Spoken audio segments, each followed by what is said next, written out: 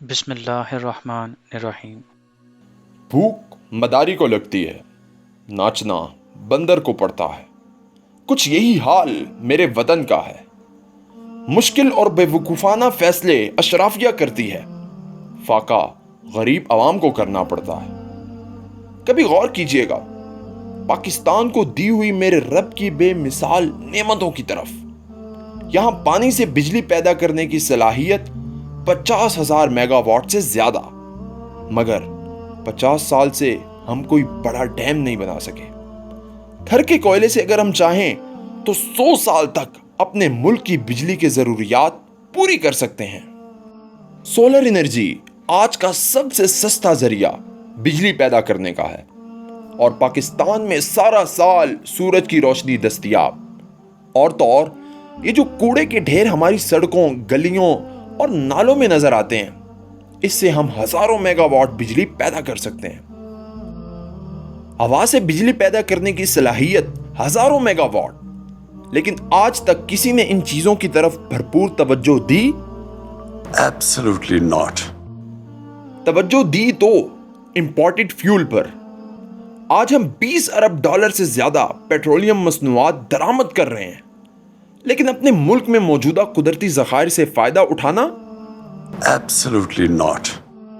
پورا ملک مہنگائی سے رو رہا ہے، غریب کی زندگی اجیرن کر دی گئی، اور ہمارے لیڈر آج بھی جلسے جلوسوں میں ملک کی عوام کی تقدیر بدلنے کی باتیں اس ڈٹائی سے کرتے ہیں کہ شیطان بھی شرما جائے۔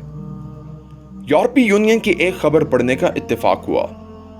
اس خبر کے مطابق 2035 تک پورے یورپ میں پیٹرول اور ڈیزل سے چلنے والی گاڑیاں ختم کر دی جائیں گی۔ اور ایک رپورٹ ہمارے ملک کی پڑھیے۔ پاکستان گندم کی کاشت میں دنیا میں 8ویں نمبر پر ہے۔ کیا آپ کو سستی روٹی مل رہی ہے؟ Absolutely not. ہمارے پاس تیل نہیں، مگر گنے کی پیداوار میں پوری دنیا میں ہم 5ویں نمبر پر ہیں۔ کیا آپ کو سستی چینی دستیاب ہے؟ Absolutely not. ہمارے پاس تیل نہیں، مگر چاول کی پیداوار میں ہمارا 10واں نمبر ہے۔ کیا عام شہری کو سستا اور اچھا چاول دستیاب ہے؟ Absolutely not. ہم کپاس میں دنیا میں 4تھے نمبر پر ہیں۔ کیا ہر شہری کو تن ڈھانپنے کے لیے سستے کپڑے دستیاب ہیں؟ Absolutely not. دوستو، اگر ہمارے ملک میں وافر تیل دریافت ہوا بھی تو وہ سرمایہ داروں، جاگیرداروں، وڈیروں، زرداریوں، چودھریوں، خانوں اور اشرافیہ کی چمکتی ہوئی قسمت کو مزید چمکائے گا، جبکہ آپ تب بھی اپنی قسمت و نصیب کے نچڑے تیل کو دیکھ کر ٹھنڈی آہیں بھریں گے۔ Absolutely right. لیکن ہم شاید بے حس ہو چکے ہیں، نہیں سمجھنا چاہتے کہ چور اگر گھر کے اندر ہو تو قفل لگانے کا کوئی فائدہ نہیں ہوتا۔ اس بے حسی اور سمجھ پر ایک واقعہ یاد آ گیا۔ ایک مشہور زمانہ انقلابی کو مخالف فوج نے پکڑ لیا تو مخبری کرنے والے چرواہے سے پوچھا کہ تم نے مخبری کیوں کی؟ وہ تو تمہارے حق اور آزادی کے لیے سر کی بازی لگا رہا تھا۔ تو چرواہے نے کہا کہ اس لیے جناب کہ باغیوں کی گولیوں کی آوازوں سے میری بکریاں ڈر جاتی تھی۔ واہ، اے میری قوم، کم از کم چرواہے تو نہ بنو کہ تمہارے لیے لڑنے والا تمہارے ہاتھوں ہی مارا جائے۔